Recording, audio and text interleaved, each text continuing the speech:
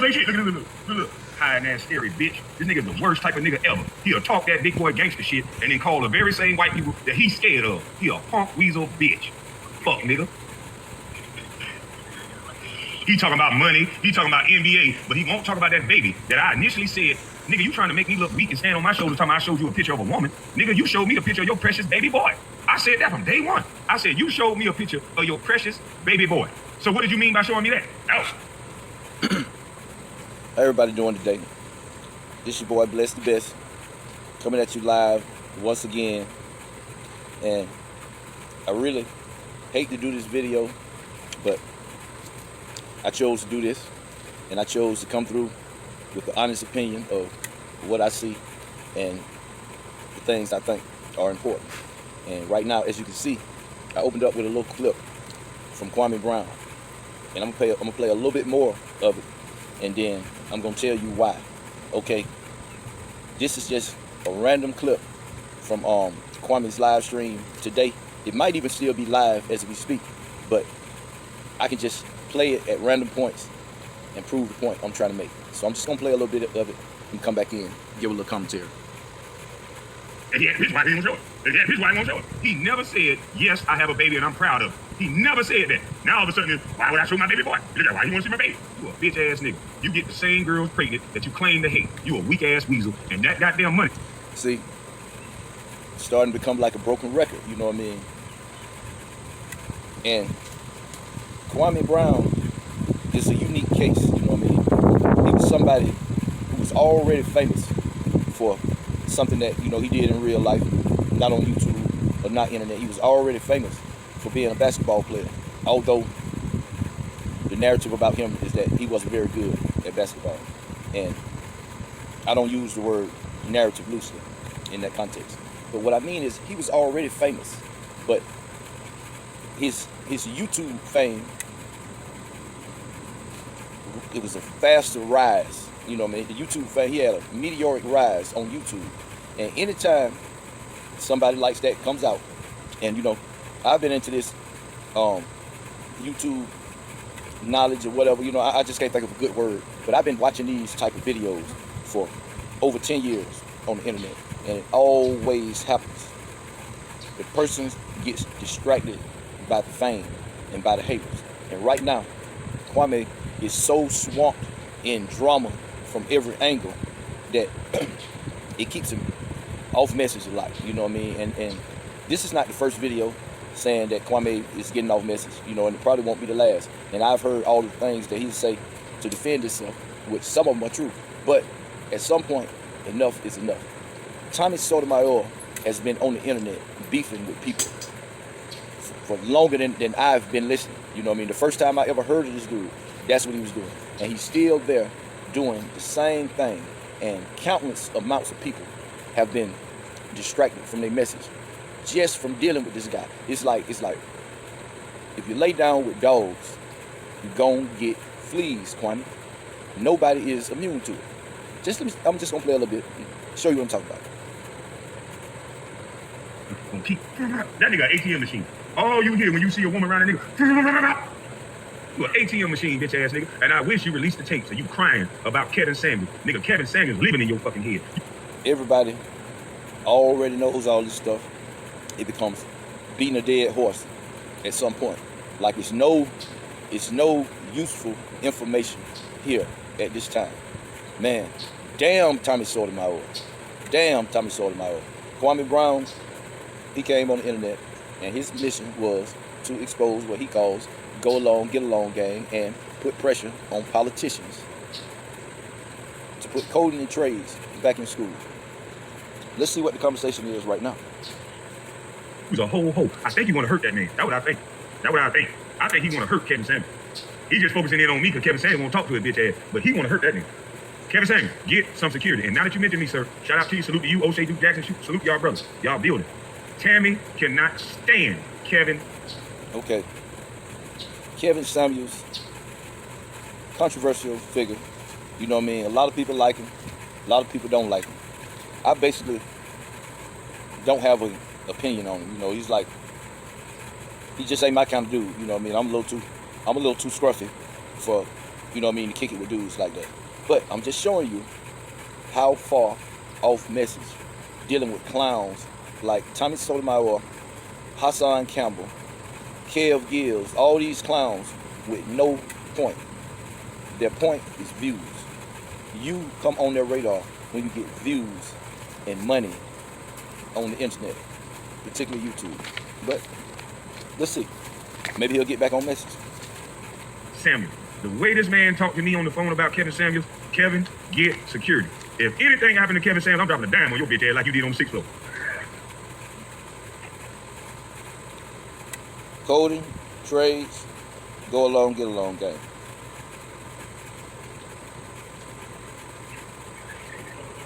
Hey, listen. Hey, listen, your bitch ass nigga. Kevin Samuels, if anything happened to Kevin, I'm gonna drop a dime on your bitch ass like you did to everybody else on the 6th floor. I'm a civilian too. I ain't no real nigga. Yeah. I've been in jail a few times. I ain't no real nigga. I'm gonna tell on your bitch ass nigga. You told on everybody else. Yeah. He got dreads. He's 6'5". Yeah. He got dreads. They down his back. Yeah. He hit me. And he said, I better not come outside. They got more shit stuff. So I'm gonna sit up here. Yeah, I hope you shoot him, nigga. Hope you shoot him. Bitch ass nigga. Possibly I gouged. Kwame Brown has very good information about black economics. You know what I mean? He has very good information about family. He has very good information on how the media is used to control narratives in society and to demonize black men. All of that is good, relevant, useful information. I thought the shoe drive was tremendous. He has a lot of reach right now. He can do a lot of positive things, but the drama, the constant drama, runs the really serious people away. And the message that he put out is out there. Somebody is gonna pick up that ball and run with it, you know what I mean? And so I guess his goal would be accomplished in that way too. But this is not the route that he saw taking. Like just like the other night, you know, he got arrested. I think it was like Friday night, and late Friday night, he came on and he did the most unfocused live that I ever saw from him. You know what I mean? I was like, I'm sitting there watching like, Kwame, just go ahead, turn the camera off, go to bed, get your thoughts together, and come back fresh tomorrow.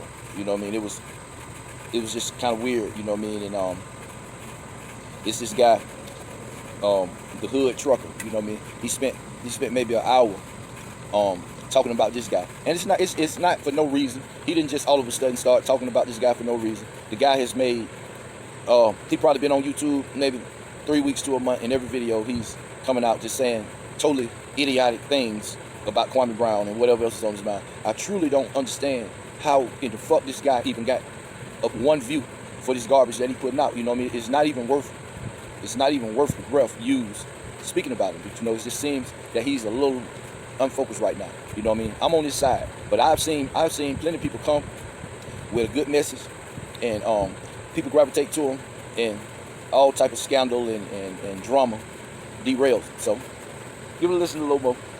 See if he can get back on top. Go a shot, please. Yeah. Acting like he a hell of a nigga or something. I'll be asking niggas all you want. Bitch, you got my phone number. Text me the next time you want to spawn dinner. So we can make the news together. Fuck you talking about, nigga. Text me the next time you go to spawn dinner. And you gonna hear, da-da-da. Fuck you talking about, nigga. Now it's allegedly, like, I think. this what you get. Maybe not. Because I wouldn't go nowhere near your police ass. I wouldn't go nowhere near your police ass, nigga. I was watching a live stream from, what is his name? Brother Sanchez. He another brother from the South. He's been around longer than Charleston White. But he has Charleston White energy. And the difference between him and Charleston White, this brother is he's educated. I mean, he's classically educated, and I think he's ex-military, and he specializes in real talk. But he'll go he'll spend a lot of time in conspiracy land, you know what I mean? So that's the turn off to most people about him. But he was doing a live stream last night, and he made a lot of good points, man. I mean, really, really, really good points, right? Okay, I made a video the other day where I was discussing the polite and Sonetta dynamic, and he basically said close to the same thing that I said. I was like, Sonetta is softballing and leaving itself out on the back end by only going so hard at polite and presenting it as a legal matter instead of a moral matter. That way, he can still mend his relationship with Brother Polite and keep getting money with him, because I think it was like a few years, maybe it was minutes 5 years ago. Sonetta did a video exposing Polite, basically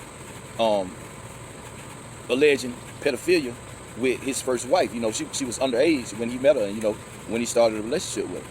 And so he made that video, and he came back and said that, you know, he was just mad, you know what I mean, him and Polite was just beefing at the time, but, you know what I mean, he'll never do nothing like that again. You know, he don't know if it's true. And Brother Sanchez was like, well, Sonetta, you're a piece of shit if either one of those stories are true. If the story was true, and then you came back and still hung out with the guy later after you had proof that he was a pedophile, you're a piece of shit. And you also a piece of shit if you intentionally lied on somebody that was once your friend. Not only lied on your friend, you lied, you told a sexual lie on a minor. You know what I mean? So you a piece of shit either way it go. And I felt like, you know, that was a good point. And okay, he was talking about Kwame Brown, and he said that Kwame Brown defended Polite in a sense by saying something about waiting for evidence.